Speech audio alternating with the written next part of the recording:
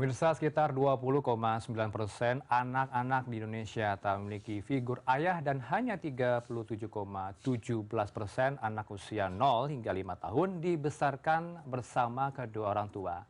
Lantas, bagaimana Kementerian Kependudukan dan Pembangunan Keluarga menjawab tantangan tersebut? Telah hadir di studio kami Bapak Wihaji, Menteri Kependudukan dan Pembangunan Keluarga, Kepala BKKBN. Selamat sore Pak Wihaji, apa kabar Anda? Sehat Selamat selalu. sore Mas Ranoff, alhamdulillah sehat Alhamdulillah walafiat. selalu. Kami sangat senang sekali ada gerakan apa nama Pak ya, Gerakan Ayah Teladan Gati, Indonesia, Gerakan Ayah Gati ini Teladan munculnya Indonesia. kapan? Bisa dijawab langsung Pak. Oke, makasih Pak Ranoff. Yang pertama bahwa kita punya program namanya Gati, Gerakan Ayah Teladan Indonesia. Kenapa ini muncul program? Kita ada data, berdasarkan data UNICEF, ada 20,9% anak Indonesia kehilangan sosok ayah. Saya ulangi, sosok ayah, bukan ayah tapi sosok ayah. Maka dari 20,9% itu, kalau nanti kita ikuti menurut teorinya Eric Fromm tentang The Art of Loving tahun 2019 dan lain-lainnya, ada buku O'Neill dan sebagainya, itu menggambarkan akan terjadi problem berarti 20,9% yang disebut dengan fatherless, kehilangan ayah, maka nanti akan ada 20,9% anak Indonesia dalam tanda petik ada masalah tentang kesehatan mental, ada masalah tentang leadership, ada masalah tentang kenyamanan. Dari situlah saya diskusi bersama teman-teman, kemudian kita lahirkan program. Salah satu quick win kita adalah Gati, Gerakan Ayah Teladan Indonesia. Kita mulai, yang salah satu contohnya adalah kemarin kita bikin surat edaran, ayo bapak-bapak tolong antar anaknya untuk masuk pertama kali sekolah, bapak-bapaknya yang antar. Itu bagian rasa cara kita bahwa hari ini yang fatherless 20,9% ini, mereka tidak hanya butuh sentuhan ekonomi, tidak hanya butuh sangu dikasih uang saku, tapi hari ini anak-anak kita ini butuh sentuhan psikologis, butuh diajak ngobrol, butuh diajak bercengkrama, butuh diajak bagaimana ada waktu sedikit saja untuk bisa ngobrol. Kenapa? Karena mohon maaf, kalau nggak hati-hati, mereka ini rata-rata 7,8 jam pegang handphone. Artinya, kalau kita selaku ayah tidak hadir, jangan salahkan ayah mereka adalah handphone. Oke, pertanyaannya, Pak, bagaimana yang tidak punya ayah? Oke, data kita menggambarkan ada sekitar 11 juta kepala rumah tangga perempuan. Bisa karena pisah, bisa karena ditinggal, mohon maaf, dipanggil ke rahmatullah, atau ditinggal ayahnya meninggal, atau karena faktor lain. Oke, pertanyaannya bukan masalah fisik, tetapi adalah secara sosok, secara psikologis. Seandainya memang fisiknya bapak tidak ada, karena sebab tadi ada kepala rumah tangga perempuan, itulah yang dijadikan sosok, atau orang lain yang dalam hal ini menggantikan sosok ayah. Itulah maka kementerian kita tolong bapak-bapak, mumpung dalam tanda petik ya, yang secara fisik masih ada anak kalian, sama-sama kita sharing. Ingat, ada juga anak-anak yang kehilangan sosok ayah, atau secara fisik tidak ada karena meninggal, karena cerai, mereka sangat luar biasa.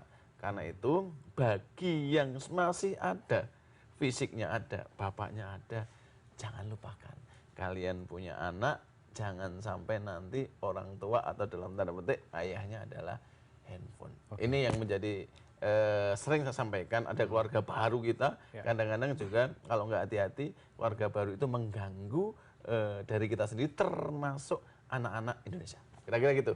Tantangannya apa sih Pak? Ini kan perlu sosialisasi yang cukup masif di lapangan. Apa kendalanya kemudian yang ditangkap oleh warga masyarakat soal gerakan ini Pak? Apakah nanti ada relawan yang akan membantu memberikan edukasi kepada bapak-bapak yang ada di rumah atau bagaimana? Salah satu karakter Indonesia itu suka contoh. Maka hari ini adalah mereka butuh contoh-contoh. Dimulai dari barangkali kita ini, sharing saja. Kita bukan sempurna, enggak, tetapi anak-anak Indonesia butuh contoh. Kalau kita sudah kasih contoh, insya Allah nanti diiringi dengan edukasi-edukasi. Kita ada beberapa menu dalam program Gerakan Ayah Teladan Indonesia itu. Salah satunya nanti ada komunitas ayah. Yang intinya adalah di situ nanti kita kumpulin beberapa orang tua khususnya ayah yang punya anak untuk ada komunitasnya sehingga nanti ada kesadaran bersama, ada ilmu pengetahuan bersama bahwa anak Indonesia butuh psikologisnya seorang ayah untuk apa? Menciptakan leadership yang baik, menciptakan kenyamanan, kemudian juga untuk memberikan kesehatan mental yang lebih baik. Ini studi loh, ini riset. Karena itu 20,9% itu agak lumayan. Karena itu kita memang dianggap Pak itu kan sederhana. Iya, mungkin sederhana secara lahir mungkin enggak. Tapi saya meyakini Mas Ranof, rata-rata pasti setuju. Ayah dalam hatinya iya ya. Saya tiap hari nyari uang. Habis itu untuk apa? Katanya untuk keluarga, katanya untuk anak. Faktanya bukan untuk dirinya sendiri. Kalau enggak hati-hati. Karena itulah Gati ini bagian program yang sederhana, tapi menurut saya adalah salah satu pola asuh yang penting untuk kita jadikan sebagai vitamin. Bagaimana nanti anak-anak itu nanti kesehatan mentalnya bagus, leadershipnya ke depan kemudian kenyamanan dan kepercayaan dirinya tambah Apakah ini tidak terjadi perdebatan tentang gender? Gender saya menghormati, ada orang tua, ada ibu, ada dan ayah. Tetapi yang saya lihat adalah 20,9% itu yang kita menjadi fokuskan bahwa tolong bapak-bapak hadir, ayah hadir. Kalau enggak ayahnya anak kita ini nanti mohon maaf handphone. Kira-kira gitu. Gadget begitu ya. Lepas Salah dari satunya ya gawai. gadget, handphone yang di situ medsos berbagai karena 7,8 jam Mas Ranof. Anak-anak pegang gadget, pegang handphone. Dan ini melebihi kita ngobrol berapa sih sama anak? Paling 1 jam 30 menit. Karena itu ayo problem kita selesaikan tipis-tipis, kita ajak ngobrol, kemudian ini bagian dari perhatian. Dan berikutnya insya Allah nanti setelah kemarin agak lumayan, empatinya banyak ayah yang ikut mengantar anaknya. Habis ini nanti seandainya sudah ada tes, kemudian menerima rapot, tahap berikutnya saya minta bapak-bapak nanti tolong pas ngambil rapot anaknya, bapaknya ya, kira-kira gitu. Biar tidak hanya sentuhan ekonomi, saya kasih sangu, uang saku untuk bayar, tidak. Hari ini anak-anak kita butuh sentuhan psikologis untuk 3 hal tadi. Memberikan tingkat leadership, memberikan kenyamanan, sekaligus menambah kesehatan mental. Ini teori, ini riset. Gitu, Pak Ranof. Baik, yang menjadi tantangan adalah Pak, bagi mereka yang tidak punya ayah sedari kecil, mohon maaf mereka mungkin ditinggal karena meninggal dunia, ditinggal cerai, itu bagaimana Pak nanti? Siapa peran yang pengganti untuk pola Gati ini nanti ke depan? Pak Ranof, ini yang banyak dari yang mention ke saya di IG saya, Pak, Bapak dolim, saya nggak punya ayah. Ayah saya meninggal, ayah saya pergi dan sebagainya. Saya menghormati, saya mengetahui suasana kebatinan ini. Tetapi disitulah saya bilang sosok ayah. Maka Mas Ranof, salah satu faktor penting untuk sebagai pengganti sosok ayah adalah yang saya sebut tadi, kepala rumah tangga perempuan atau ibu. Ibu yang menjadi sosok ayah saya angkat jempol. Luar biasa, ngurus rumah tangga, ngurus anaknya, ngurus macam-macamnya. Dan ini bagian dari sosok ayah sebagai pengganti fisik ayah. Satu. Yang kedua, ada juga di luar kepala rumah tangga perempuan. Mungkin mohon maaf saya tidak mengurangi rasa hormat, ada film Panggil Aku Ayah.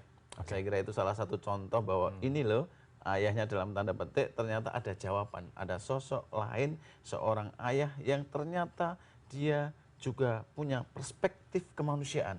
Ada rasa kemanusiaan yang tinggi walaupun bukan siapa-siapanya.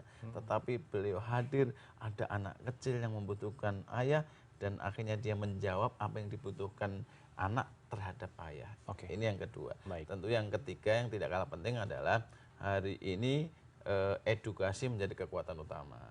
Karena kalau selain contoh terus kita melakukan edukasi terus terutama kepada anak-anak sekolah, kemudian ya anak-anak yang memang hari ini sangat membutuhkan sosok ayah. Kira-kira gitu. Itu kan kalau ayah yang tidak ada sosoknya karena ditinggal Ya. meninggal dunia dan juga cerai, Pak. Bagaimana dengan kasus orang tuanya tidak ada kedua-duanya, yatim piatu, Pak? Siapa pengganti nanti sosok tersebut? Dan ini kasus yang pertama. Kalau kasus kedua kita ambil di Sukabumi, Jawa Barat. Ya, ya. Ada orang tuanya yang ODGJ, Pak. Ya. Mohon maaf. Kita kasihan dengan kasus Raya begitu ya.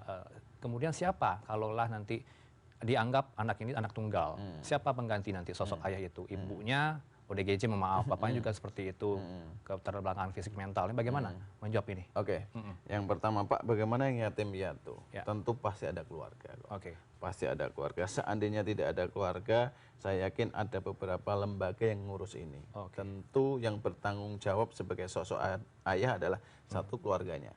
Yang kalau memang nggak ada keluarga, misalnya di panti tertentu, ya sudah. Berarti kan pengelolanya menjadi sosok ayah. Oke. Saya kira ini sudah menjadi alamiah saja. Mereka lah yang menjadi pengganti sosok ayah. Kemudian case tentang Sukabumi. Alhamdulillah kita mengikuti, kita hadir, dan saya bantu langsung dari Kementerian Kemenduk bangga karena ternyata agak rumit di situ. Oke. Mulai dari, mohon maaf, 3 tahun kan beliau tidak merasa hormat, tentu kita prihatin, kita ikut berduka. Kemudian sebabnya macam-macam, tapi kira-kira sanitasinya nggak ada, MCK-nya nggak ada, rumahnya juga mohon maaf tidak layak. Saya sudah turunkan tim, sudah kita insya Allah kita bikinkan MCK, rumahnya kita langsung kita rehab, kemudian sanitasinya kita urus. Pak, ini sudah terjadi Pak, kan terlambat. Bukan terlambat, saya bilang bahwa ada beberapa hal yang super prioritas. Karena ini harus cepat pemerintah hadir, negara hadir, maka disitulah saya pastikan harus segera hadir. Terus pertanyaannya, mereka nanti siapa yang ngurus? Saya yakin setiap masalah ada solusinya. Dan termasuk yang di Sukabumi ini, kan masih debatable. Ini benar nggak sih? Mohon maaf, tidak sempurna orangnya. Nah, tapi kira-kira ya sudah. Yang penting saya sudah minta penyuluh tolong cek lapangan. Pastikan ini masalahnya apa. Yang fisik kita selesaikan. Yang non fisik kita hadir. Apa kebutuhannya misalnya. Kemudian solusinya seperti apa. Seperti apa ini begini. Misalnya bisa nggak melanjutkan yang sudah ada ini. Kalau bisa oke. Yang penting oke asupan gizi. Nanti kita punya program namanya Genting, gerakan orang tua asuh cegah stunting. Kemudian nanti fisiknya kita siapkan sanitasinya. MCK nggak punya, kita bangunkan MCK. Rumah saya bangunkan. Sudah kita anggarkan 50 juta untuk RTL dan hari ini sudah mulai proses. Kemarin kita gerak cepat karena juga saya koordinasi dengan menteri terkait, dengan Menko, dengan Menkes dan sebagainya. Tapi kita bikin program yang super prioritas, tidak banyak berdebat. Perencanaannya yang penting udah ini insya Allah lebih mudah administratifnya, tanpa harus perencanaan, nanti pemeriksaan dan sebagainya, udah ini ada orang tua asuh. Kita punya program gerakan orang tua asuh cegah stunting, yang salah satu peruntukannya adalah untuk yang memang KRS, keluarga risiko stunting. Kira-kira begitu. Baik. Kami acungi jempol Pak, luar biasa gercep sekali Kementerian Anda untuk mengatasi masalah yang ada di berbagai republik ini termasuk di Sukabumi. Tapi kemudian pertanyaan berikutnya Pak, apa tantangan besarnya bagi ayah ini, peran aktif ayah dalam pengasuhan, karena kultur patriarki begitu yang ada di republik ini. Yang mana kemudian Pak bisa menjelaskan ke kami agenda terdekatnya apa nih kira-kira yang akan digalakan? Jadi untuk gerakan ayah teladan Indonesia namanya gerakan ayah teladan, itu proses. Dimulai dari kebersamaan ketika saya minta ayah mengantar anaknya untuk pas masuk pertama kali. Tahapan berikutnya adalah memastikan bahwa ini sustainable, maka saya minta tolong untuk diperbanyak edukasi-edukasi. Hari ini dari kementerian kita, direktorat yang bertanggung jawab tentang ketahanan remaja, salah satunya adalah bagaimana mengedukasi dari berbagai potensi yang selama ini menjadi cikal bakal generasi ke depan, yakni siapa? Mereka yang umurnya sekitar 10 sampai 24 tahun yang kita sebut dengan generasi berencana. Kemudian wabil khusus untuk anak-anak SMP dan SMA yang punya PIKR, Pusat Informasi dan Komunikasi Remaja. Yang padahal fokusnya adalah bagaimana memastikan kementerian kita hadir memberikan edukasi bahwa Gati itu penting, bukan anak yang menjadi objek, tetapi orang tua. Karena saya selalu menyampaikan problemnya bukan di anak, problemnya mohon maaf di Salah satu karena Gati berarti problemnya di ayah. Sangat terlalu sibuk mencari rezeki, tapi ingat beliau punya anak yang suatu saat menjadi generasi masa depan. Kira-kira gitu. Dari Sabang sampai Merauke nampaknya mana yang menjadi concern Kementerian Anda nih Pak untuk membidik gerakan ini? Begini, Ya. kalau fokusnya adalah yang jelas sekarang sudah menjadi inspirasi. Oke. Yang kedua, sekarang sudah menjadi gerakan. Yang ketiga, sekarang sudah ada kesadaran. Oke. Nah, cuma pertanyaan kesadaran dimulai dari mana? Sadar itu. Yang pertama tahu. Oke. Setelah tahu nanti akan membentuk sikap. Setelah sikap akan membentuk perilaku. Inilah yang menjadi target kementerian saya, itu mencegah dan merubah perilaku. Berarti perilaku ayah terhadap anak sekarang sudah menjadi habit. Alhamdulillah pagi-pagi sekarang banyak anak yang mengantar anak, minimal mereka komunikasi baik melalui di motor, di mobil, ada yang jalan kaki, ada yang pakai sepeda ontel, ngobrol-ngobrol, itu minimal. Tapi jangka panjangnya adalah ini untuk menjawab 20,9% fatherless. Jangan sampai nanti adanya seperti tidak adanya. Dia punya ayah, dia ada. Kemudian ayah itu bersama kita makan bareng, tapi seperti tidak makan bareng, ternyata lebih banyak ngobrol dengan handphone. Mungkin ada punya bapak di rumah, tapi nggak pernah ngobrol.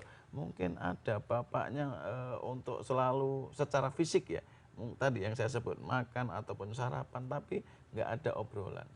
Yang tipis-tipis begitulah yang saya maksud bahwa anak-anak hari ini butuh sentuhan psikologis. Oke. Kalau enggak, mohon maaf. Pak dulu juga biasa saja, enggak ada apa-apa. Dulu belum ada handphone, belum ada gadget. Tentu pasti insya Allah terjadi dialog yang asik lah. Entah gocekan, entah apa. Tidak hanya, mohon maaf, ketanya ngobrol sama anak itu ketika nilaimu berapa nak, sudah sholat belum nak, kamu masuk jam berapa, habis itu selesai. Padahal kadang-kadang butuh sesuatu yang menurut di pengetahuan kita dan riset kita bahwa tidak hanya ditanya tentang itu, justru pertanyaan yang begitu-begitu itu yang tidak disukai oleh anak. Lebih diajak ngobrol yang lain yang ada empatinya, ada semangatnya, ada leadershipnya, kemudian terjadi kenyamanan. Dan insya Allah kalau itu dilakukan, yang dimaksud dengan menjadi nyaman, kemudian mentalnya sehat, kemudian leadershipnya muncul, itu insya Allah akan nampak. Ini sambil berarti sore ini mungkin ada ayah-ayah di rumah tengah menonton begitu Pak.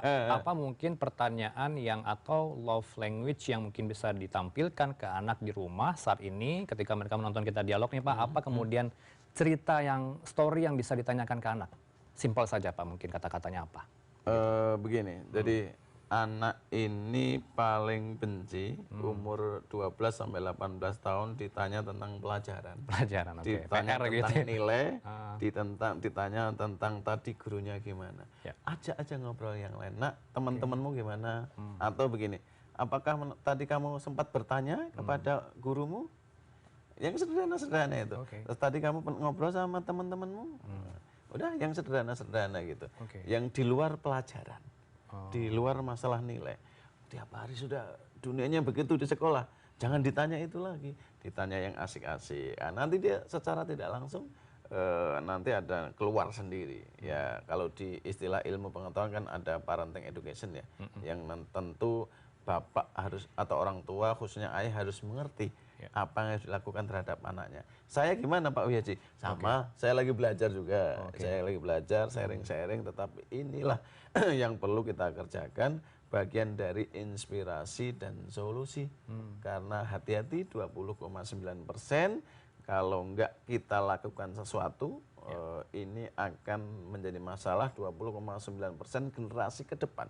Yang mohon maaf, yang saya sebut hari ini, kalau nggak hati-hati, orang tua mereka adalah gadget. Orang tua mereka adalah handphone. Jangan salahkan algoritma dan perilaku mereka dipengaruhi oleh handphone. Kalau kita nggak hadir bersama mereka. Apakah Pak Wihaji anti handphone? Enggak. Apakah Pak Wihaji anti gadget? Enggak. Saya suka. Tapi ingat, teknologi diciptakan untuk membantu kita.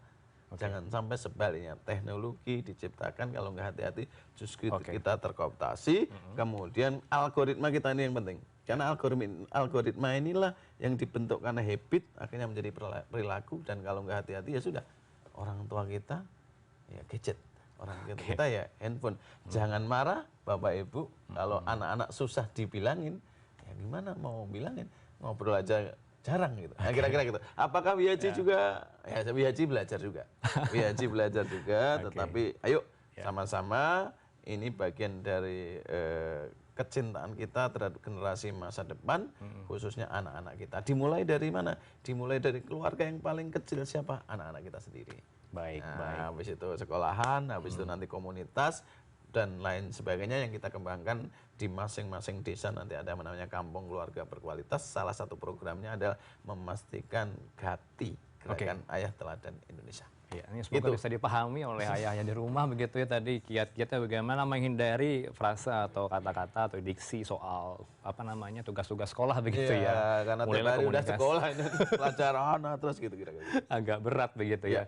Pak, terakhir Pak, bagaimana kemudian menjawab soal membudayakan peran aktif ayah di pengasuhan?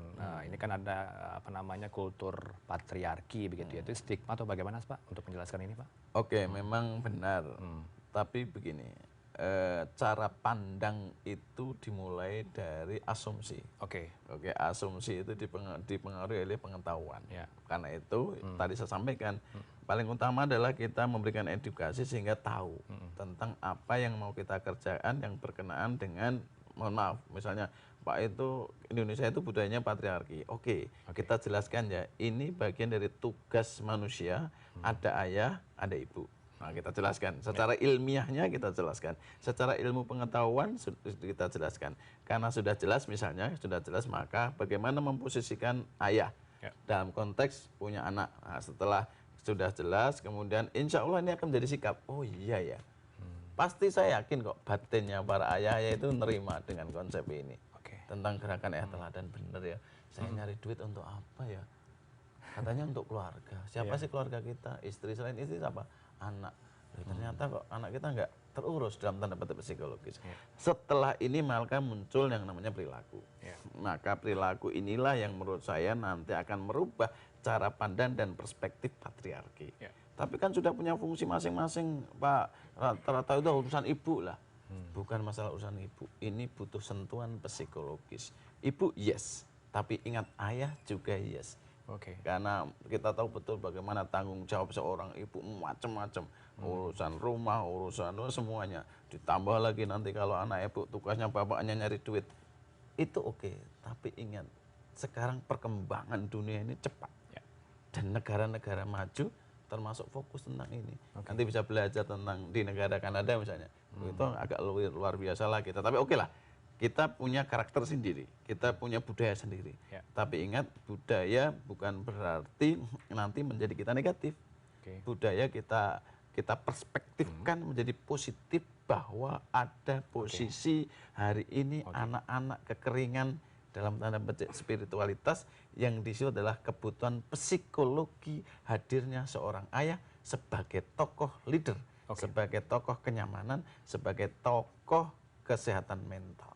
Percaya dirinya pengaruh loh, kira-kira gitu. Tokoh leader begitu ya Pak ya, dan juga awali komunikasi yang cair dengan anak, jangan membebani pertanyaan-pertanyaan yang akan diberikan kepada anak, karena di sekolah sudah banyak jangan tanya tentang sekolah deh. Terakhir Pak, untuk closing statementnya kepada ayah-ayah di rumah, apa yang Anda ingin sampaikan? Silakan Pak, untuk closing statementnya. Saya memahami suasana kebatinan tentang setiap manusia punya problem pribadi masing-masing. Tetapi juga saya harus menyatakan bahwa lembaga yang paling dasar di kita itu namanya keluarga. Maka keluargalah kunci atas semuanya. Saya meyakini kalau keluarga kita baik-baik saja, insya Allah negara juga akan baik. Dan dimulai dari yang paling kecil adalah mengurus di sekitar keluarga kita. Siapa itu? Anak kita. Apakah Pak Wihaji menggurui? Enggak. Kita sharing. Saya selaku menteri tentu berharap ayo ini gerakan, karena gerakan bersama-sama, maka dimulailah yang dari sederhana, keluarga. Dimulai dari mana? Dari anak. Insya Allah inilah yang menjadi generasi penerus kita berikutnya. karena keluarga ini akan terus berjalan, kira-kira sirkulasinya menjadi siklus kehidupan. Saya kira itu. Baik, Pak. saya dapat dagingnya Pak. Sukses selalu. Poinnya semoga ini dapat dipahami oleh ayah-ayah di rumah dari gerakan Ayah Teladan Indonesia begitu. Gatis, kami apresiasi gerakan ini dan kita akan dukung selalu apapun setiap langkah-langkah dari kementerian Anda. Pak Wihaji, Menteri Kependudukan dan Pembangunan Keluarga, Kepala BKKBN, terima kasih untuk hadir di studio untuk membahas soal ini. Dan selamat bekerja Pak Menteri. Siap. Sehat selalu Anda. Terima Assalamualaikum. kasih. Waalaikumsalam warahmatullahi wabarakatuh. Baik. Sukses selalu. Oke.